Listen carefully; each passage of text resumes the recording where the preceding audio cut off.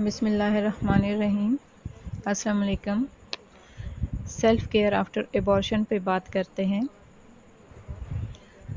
خواتین کی ایبارشن ہو جائے تو وہ اس کے بعد ڈاکٹر سے چیک اپ کرانا ہی اپنا سب کچھ سمجھتی ہیں۔ یقیناً چیک اپ کرانا اور یا پھر ایبارشن کا ڈاکٹر کے پاس ہو جانا اور اس کے بعد چیک اپ کرنا، میڈیسن لینا امپورٹنٹ ہے، لیکن سیلف کیئر بھی اتنی ہی امپورٹنٹ ہے۔ اتنا ہی امپورٹنٹ ہے کہ ایبارشن کے بعد پراپر ہائیجین رکھی جائے، پراپر ڈائٹ لی جائے، ہلکی پھلکی چہل قدمی کی جائے اور اپنے لائف سٹائل کو اکارڈنگلی چینج کیا جائے، ریسٹ انٹرول بڑھائے جائے۔ تو یہاں پہ ہم سیلف کیئر کی بات کرتے ہیں تاکہ ایک گائیڈ لائن ملے ان خواتین کا جن کا ایبارشن ہو جاتا ہے کہ وہ اپنے لائف سٹائل میں کیا چینجز لے کر آئے تو ان کی صحت اچھی ہو جائے گی یا ان کے صحت کے لیے اچھا رہے گا۔ سب سے پہلا پوائنٹ ہے بلیڈنگ۔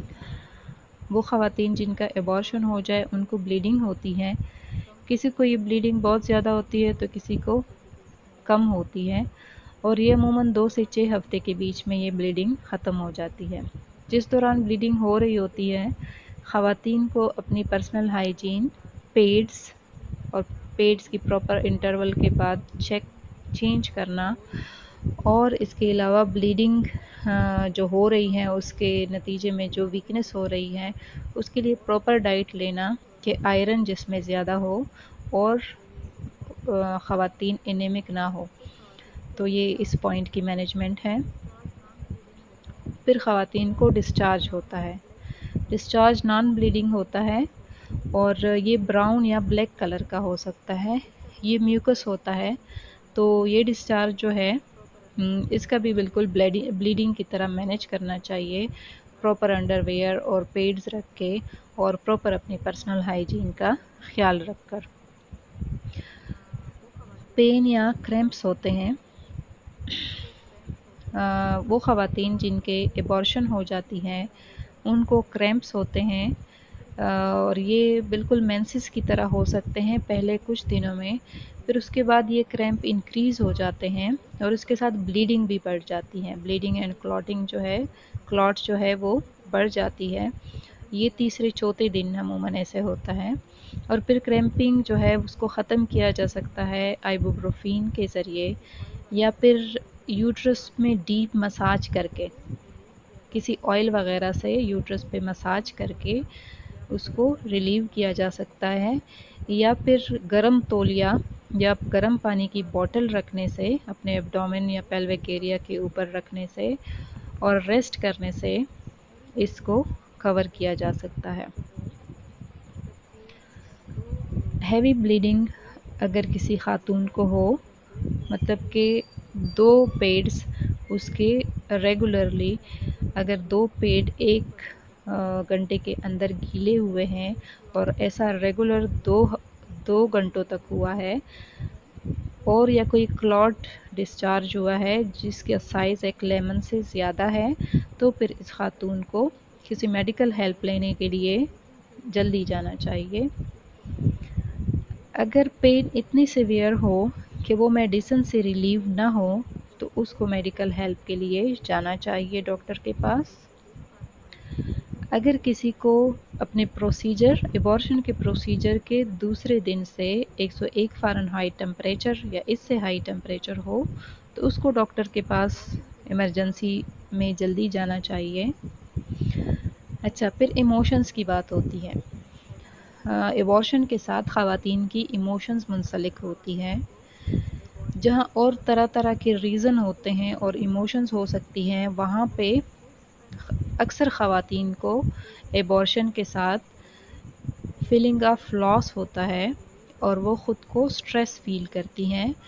تو اس کی مینجمنٹ ہونی چاہیے، پہلے خود کو گھر میں ہی ریلیو کرنے کی کوشش کرنی چاہیے، اپنا دھیان بٹانے کی کوشش کرنی چاہیے، اور یہ اللہ کی مرضی تھی اور یہ بچہ اس دنیا میں نہیں آنا تھا، یہ میری نصیب میں نہیں تھا، خود کو یہ سمجھانا چاہیے، اور اگر اس کے بعد بھی ایموشنل پرابلم حل نہ ہو تو میڈیکل ہیلپ لینے کے لیے چلے جانا چاہیے۔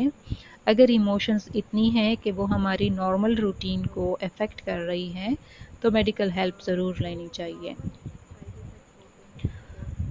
پھر پوائنٹ ہے ریسٹ اور ریکوری۔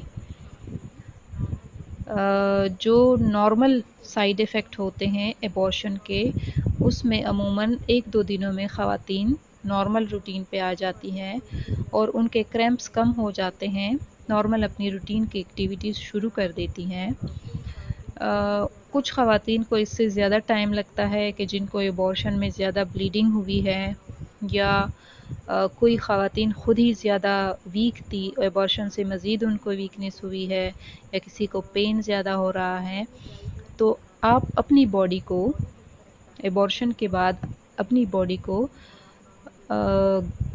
اپنے لیے گائیڈ لائن بنانے چاہیے، مطلب باڈی جس طرح چاہے، اگر باڈی ریلیکس فیل کریں اور آپ نارمل روٹین پہ جا سکے، ویل اینڈ گڈ۔ اگر آپ کو مزید ریسٹ کی ضرورت محسوس ہو رہی ہے تو ریسٹ ضرور لیجیے۔ ایبورشن ہونے کے بعد فالو اپ چیک اپ ضرور کرانے چاہیے، اور یہ چیک اپ ایبورشن کے 3 یا 4 ہفتے کے بعد کرا لینے چاہیے کہ یہ یقین دہانی ہو جائے کہ ایبورشن کے بعد یوٹرس میں کوئی پارٹیکلز نہ رہ گئے ہوں، بلیڈنگ نہ ہو رہی ہو، انفیکشن نہ ہو گیا ہو، یا کوئی اور کمپلیکیشنز نہ ہو گئی ہو۔ تو فالو اپ چیک اپ ضرور کرانا چاہیے۔ پریگننٹ خواتین کو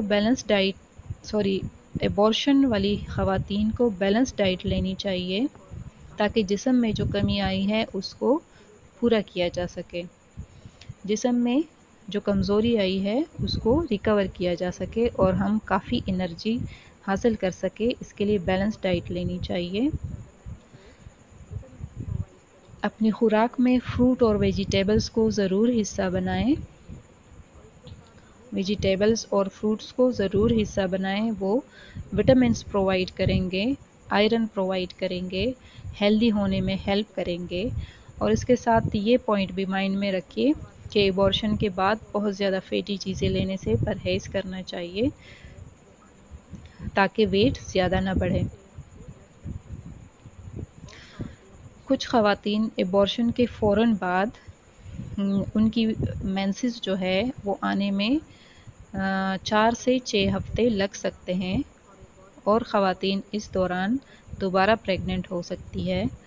تو فیملی پلاننگ کا پراپر خیال رکھا جائے اس دوران تاکہ فوراً پریگننسی نہ ہو، اور ایبورشن کے ہی باڈی پہ اتنے جو ایفیکٹس ہوئے ہیں، جو ویکنس فیل ہو رہی ہیں، اگر نیکسٹ کے لیے پھر سے پریگننسی مینیج کرنی پڑ جائے تو باڈی کے لیے یہ سب کچھ مشکل ہوگا۔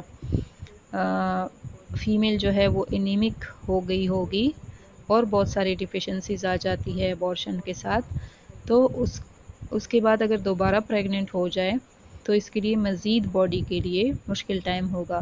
تو فیملی پلاننگ کا خیال رکھا جائے اور ایبورشن کے فوراً بعد پریگننسی بننے سے پرہیز کیا جائے۔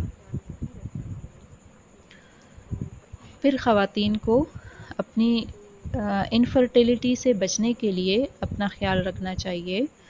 اگر ایبورشن کے بعد اپنا خیال نہیں رکھا جائے، اس کو پرسنل ہائیجین کا خیال نہیں رکھتی، اسے سیویئر انیمیا ہو جاتا ہے، جنرلائز ویکنس ہو جاتی ہے، انفیکشنز ہو جاتے ہیں، ٹمپریچر ہو جاتا ہے، تو یہ ساری چیزیں جو ہے اس کے لیے انفرٹیلٹی کاز کر سکتی ہے۔ اس کو اپنے ریپروڈکٹیو ہیلتھ کا صحیح سے خیال رکھنا چاہیے تاکہ اس کو سیکنڈری انفرٹیلٹی نہ ہو۔ تو یہ تھی کچھ ٹپس پریگننٹ لیڈیز کے لیے، ان لیڈیز کے لیے جن کا ایبورشن ہو جاتا ہے، کہ وہ اپنی صحت کا خیال